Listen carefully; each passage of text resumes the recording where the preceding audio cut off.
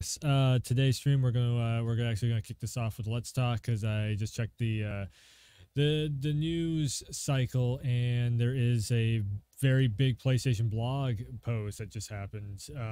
So about an hour ago, actually, this just dropped. So we're going to take a look at this right here. Early look at the user experience for PlayStation VR2. So there's going to be definitely some big information in here, especially for anybody who makes videos or likes to live stream from this, or likes to live stream VR games. Yeah, yeah, this is going to be actually family mark, PlayStation registered trademark. So let's check this out here. I'm starting this right off in like YouTuber mode. Sorry. But yes, an early look. Check out the new see-through view and broadcasting option for PSVR 2. The road to launch for PlayStation VR 2 is in full swing, and we can't wait for you to try the exciting new games and experiences you'll be able to explore with our next-gen virtual reality headset as we continue with our launch efforts. Today, we'd like to offer a quick peek at some of the user experience features you'll discover on PSVR 2. Yeah, so this is very like, let's see here, view surroundings, screen brightness, screen size, VR headset vibration.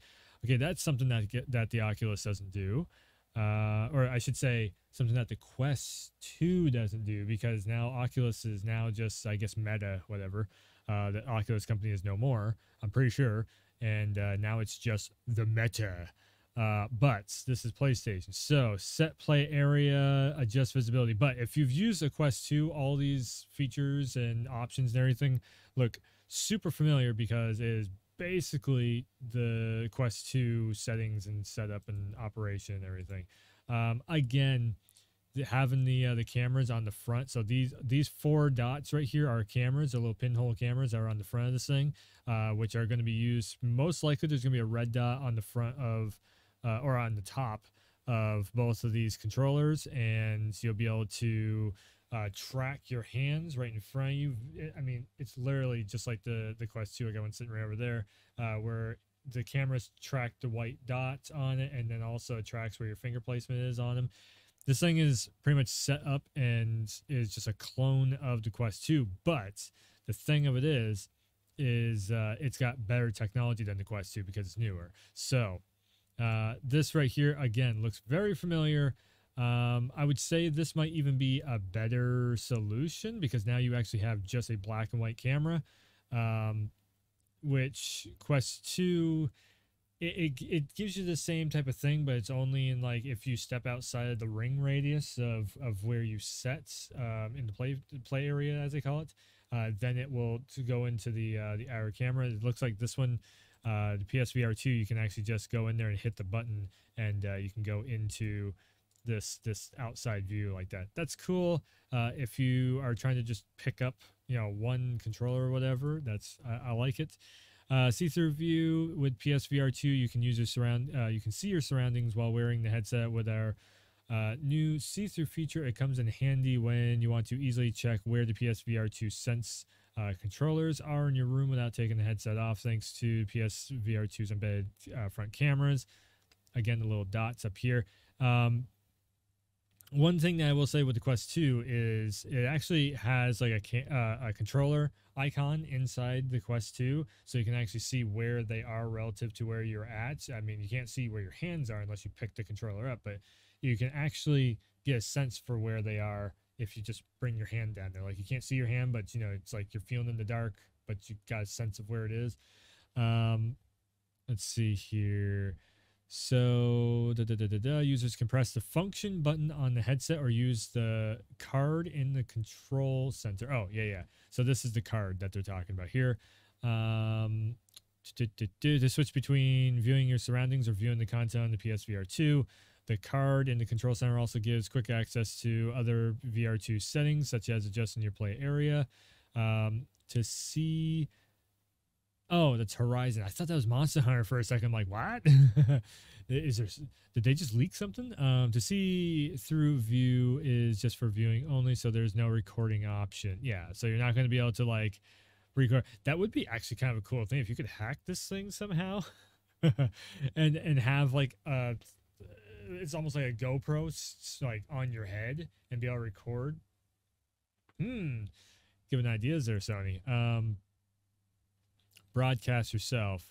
Okay, so a new broadcast feature for PSVR2 will allow you to film yourself while playing by connecting a PS5 HD camera to the console. It's a great way to show your movements and reactions during a boss battle and share your reactions with your fellow gamers as it happens. So, I actually did this once, where I had the C920 on at the time, and I put the clip-on mic on, and yeah, we did a full-on, what was it, the actually you can see it in the stream intro, a little clip of it, but the Hitman 3 VR I did on PSVR 1, yeah, it's just, it lights up so much. Like, this one probably isn't going to be as bad because if anything, you're probably just going to have like the little light on the front of it.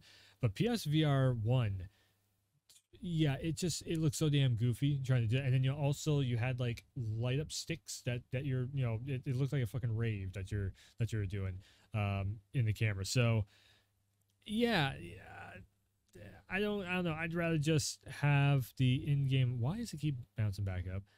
So it looks like it is making a virtual note of your, like it's actually mapping out your room and all the clutter that's in your room and everything. Customized play area. The play area for PSVR 2 can be customized by using the VR2 Sense controllers and the embedded cameras. The cameras will allow you to scan the room, while the VR2 Sense controllers allow you to expand and further customize the play area to fit your playstyle and room environments. Okay. So if you got very small space like I do, this thing is going to be like, okay, gotcha. Desk there, another pile of stuff over here, the walls right there. Everything that is in your vicinity is going to be mapped out. So if you get pretty close to something, I'm guessing it's going to be like, hey, your desk is here. Hey, the wall's there, it's actually going to pop up on the camera. While playing, if you get too close to the boundaries you have set up, you will receive a warning that you are closely approaching. Yeah, so this is, again, very much like Quest 2. You actually see, yeah, this like line, but it's like a blue, it looks like a blue virtual wall right there, almost like if you go out of bounds on a game, it looks like that. And then this is again very Quest 2 looking, but they have a little circle, triangle, square, and X's on it. I like that little detail. That's awesome. This is the exact same pattern, except for it's like instead of these dots, you also have square, X, and triangles that's on the bottom of your controller. Mini printed on the bottom of this controller. That's what that little texture you feel on it is. It's actually the PlayStation button symbols. You can modify your settings anytime while PSVR 2 is connected. Once you set up your play area, the settings will be saved unless you move into a different play area. So you set it, done, forget about it. The thing with the Quest 2 is it will keep asking you every single time you go anywhere near just outside of that boundary a little bit. It'll be like, oh, you gotta set up a new boundary. Oh, you gotta set up a new boundary. While playing, if you get close to the boundary you have set up, you'll receive a warning that, oh yeah, so I just read this. So VR mode and cinematic mode. In VR mode, players can enjoy VR game content in a 360 view with a virtual environment. Content will display in a 4000 by 2040 HDR video format, 2K and 2040 per eye, with 90 to 120 hertz frame rate. So for VR, 90 to 120 hertz is like standard, like you have to have that for VR to look right. But this per eye, that's pretty goddamn good. So that is, I think that is the highest lens pixel per pixel ratio, whatever, per lens that there is, or screen I should say, in a VR headset that I have seen yet. I don't think the Vive has that much, or if it does, I think this might be just one step up above it. In cinematic mode, players can view the PS5 again. On YouTube, don't quote me on how much what the specs are for the Vive. I don't have one, and they're just a little overpriced for my taste. In cinematic mode, players can view the PS5 system and UI and all non-VR game and media content on a virtual cinema screen. Okay, so it's definitely doing the doing the Quest 2 thing with that too, of like a virtual cinema screen. The only thing is, funny enough, so you can run movies on the PS5 if you go into if you format your a flash drive into oh Jesus, what is it called now? The other format that is not the, oh god, I can't think of the letters of it. Nope, I can't think of the letters for it. But if you format the flash drive to NTFS mode and or NTFS format, so it can actually read it, and you put MP4 videos. So if you convert your movies over to MP4s, boom, you can actually watch movies on your PlayStation. And if you have like a 3D, 3D SBS movie, you can actually, if you have it in MP4 format, you can put it onto the PS5 and you'll be able to watch it via your media player right onto this. It looks like they're going to actually have a dedicated app for it. On the Quest 2, I actually had to buy one for $5 or $3 or something like that. So that's pretty cool. Content in cinematic mode will be displayed in 1080 HDR video format with 24 to 60. So this right here. So 24 hertz is standard movies.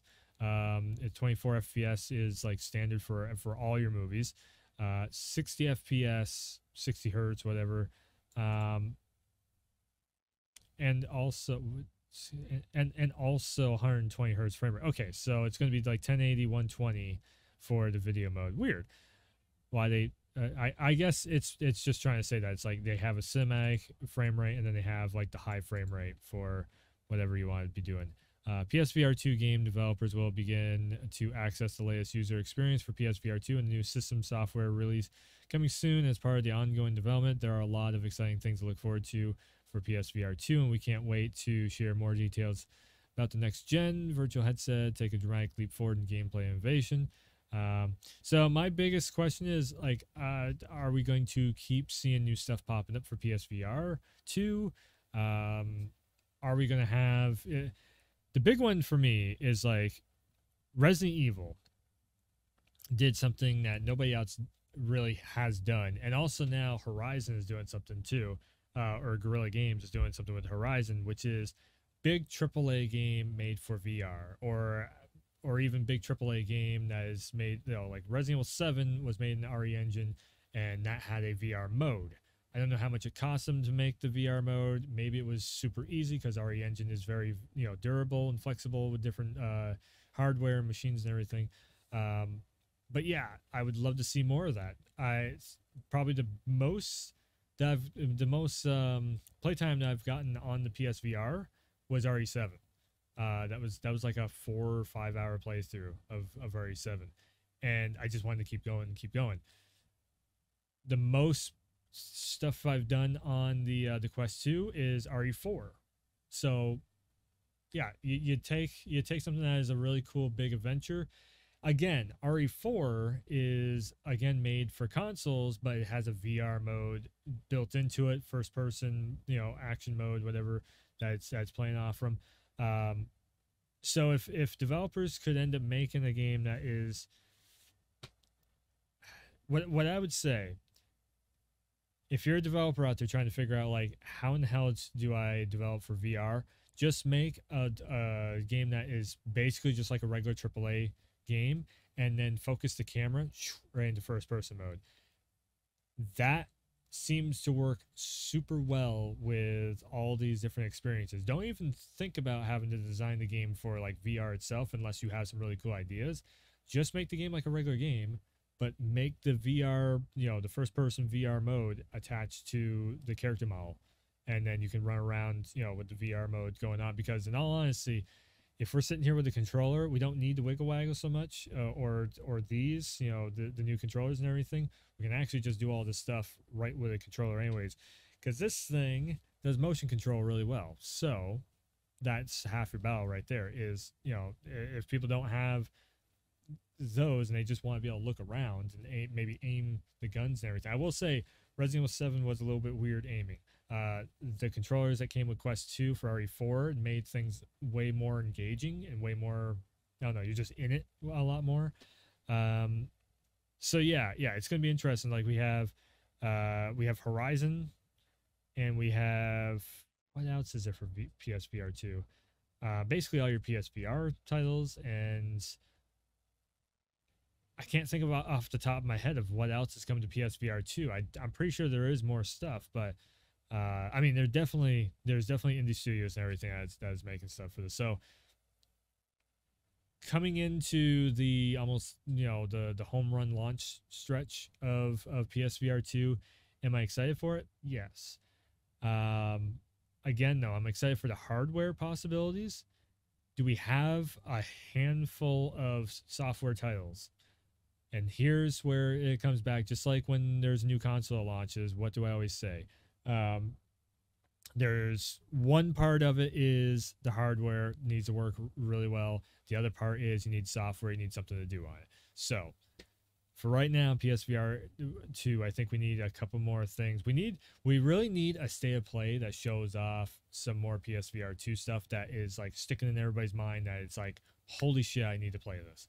What would be great is if they could get Half-Life Alyx or something over, or if there's something like a Killzone VR, or I don't know, something like that.